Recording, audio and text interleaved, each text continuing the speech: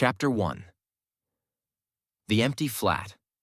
I balanced a carton of takeout in one hand and fumbled with the keys in the other, shoulder nudging the door open like I had 100 times before. The hallway light flickered overhead. Same as always, but everything else was wrong.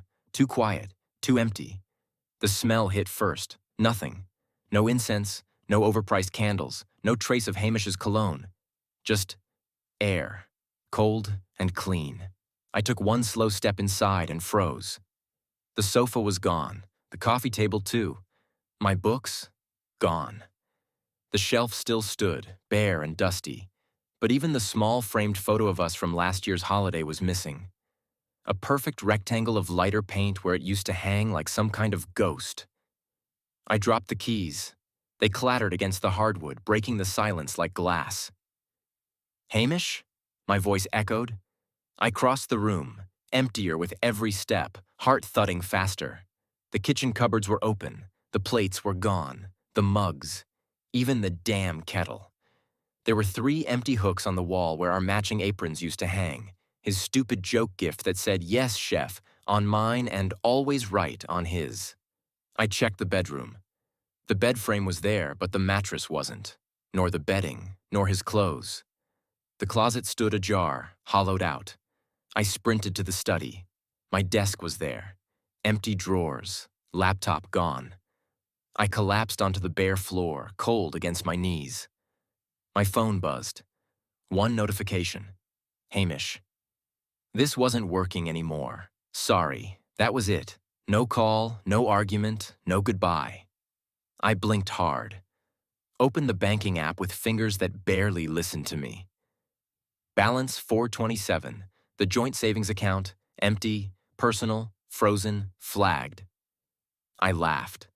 A short, stunned breath that died in my throat. Then I started crying. Quiet, ugly crying that wouldn't stop. My phone buzzed again, a bank alert. I swiped it away blindly and lay down on the wooden floor. No bed, no warmth. Just empty walls and an echo of a life that had been dismantled with precision. I wasn't even worth a confrontation. I lay there for a long time. No one called. No one came home. Because there was no home anymore. Chapter 2. Picking up the pieces. I woke up stiff, headache pounding, curled sideways on the edge of a futon that smelled like lemon cleaner and someone else's life. Imogen, a coworker I barely knew outside of meetings and Friday pub chats, had taken one look at me last night and handed over her spare keys without asking questions. "Stay one night," she'd said gently, pressing a mug of mint tea into my shaking hands. "Then we'll figure something out." But nothing felt figured out. Not my numb hands, not the hole in my chest, and certainly not the email I opened from the letting agency at 7:03 a.m. "Dear Mr. Ellison, this confirms the termination of your tenancy at address. Effective end of week, per Mr. Tarrant's signed notice dated 2 weeks prior." Hamish hadn't just taken the furniture. He'd taken the roof over my head. My breath stuttered. I closed the email. There was no point reading it again.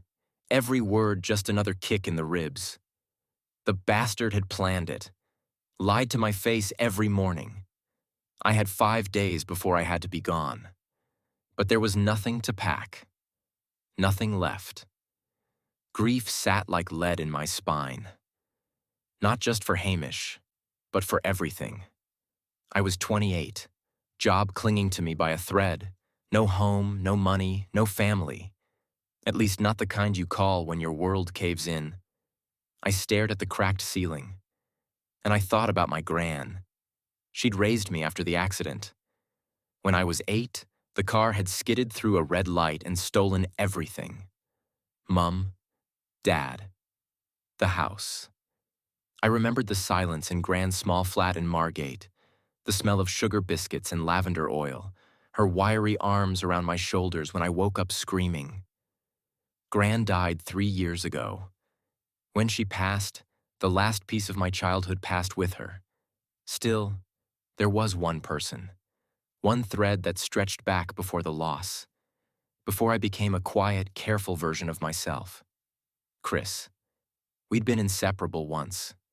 Summers at his family's countryside home, blanket forts and garden chases, sitting cross-legged in his bedroom reading comics and sharing stolen biscuits from the kitchen. I remembered the warmth of his voice, the way he always stood in front of me when someone got mean, the promise we made once that we'd live in the same city when we grew up. That promise hadn't held. After my parents died, Gran moved us south, closer to my aunt and uncle. I lost touch with Chris, and then time did what time does. It moved on. So did we. But I remembered hearing somewhere along the way that he lived in London now. Not too far. Still breathing the same air. Desperation made me open my contacts list. My thumb hovered over the screen. I didn't even know if the number was still good. What would I say? Hi, remember me? My life's in ruins. Do you have a floor I can cry on? Still. I pressed call. It rang once, then again.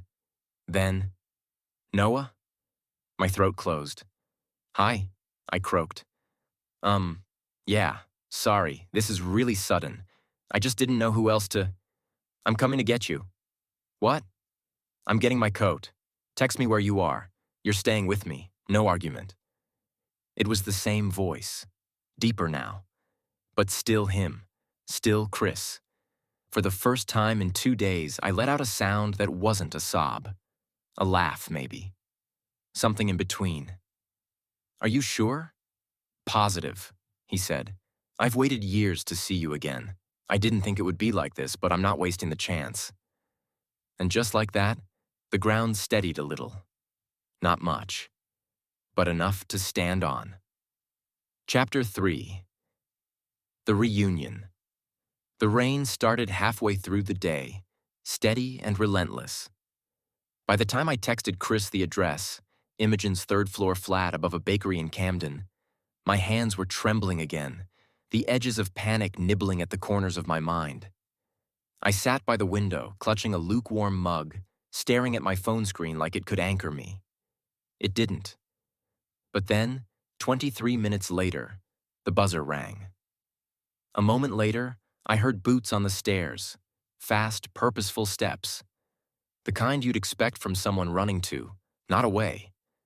I opened the door before he could knock, and there he was.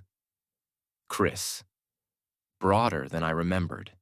Tall, soaked from the rain, but still composed. His dark hair stuck to his forehead, and his coat was open, suit rumpled from the day.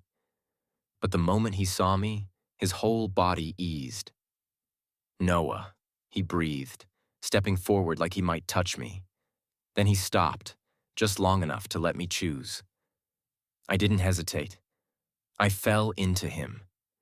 He wrapped his arms around me, tight, grounding, alpha, and my whole body sagged against his chest.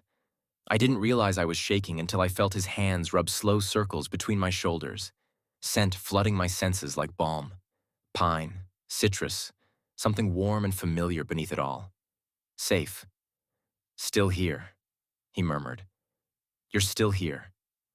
I look like shit, I mumbled into his coat. I'm glad you do, he said softly. Means you're real. I pulled back a little, reluctantly. Sorry to drag you into this. You didn't drag me anywhere, Chris said. You called. That's all I needed. He gently guided me to gather my bag. Barely anything, just a backpack and the coat on my back.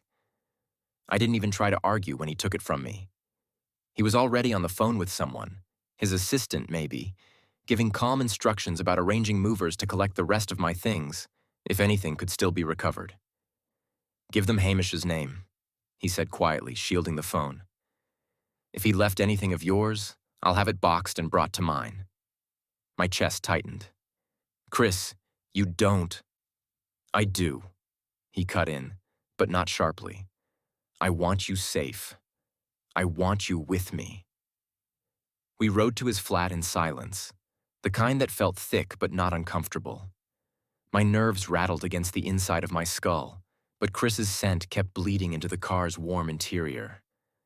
Without thinking, I leaned slightly closer. He didn't say a word, just let it happen. He must have noticed. Alphas always notice. By the time we reached his building, a tall, old one with ivy climbing up its brick spine, I was dizzy with exhaustion, but Chris was steady as ever. He led me upstairs, opened the door, and God, the flat smelled like him. Soft lighting, hardwood floors, a bookshelf full of actual books, a clean kitchen, and a second bedroom door already open, made up, warm, inviting. He'd prepared for me. I didn't know when you'd call, Chris said behind me, but I hoped. I turned, blinking up at him. I don't know what to say. Then don't, he said gently. Just breathe. He stepped closer. I thought he might touch me again, maybe just to comfort, but instead he leaned down slightly, exhaling near my cheek. A deliberate pulse of his pheromones. Not overpowering, just enough to say, "You're safe now, I've got you." My shoulders slumped, the tension melting like wax. My heart slowed. My knees wobbled slightly, and Chris's hand caught my elbow instinctively. I looked up at him. "You're scenting me." His jaw ticked. "You needed calming." "You're angry." "I'm furious," he admitted, eyes darker now. "But not at you. I won't let it touch you." The promise hung between us, unspoken, primal. I nodded once. He led me to the spare room and left me to settle, but not before turning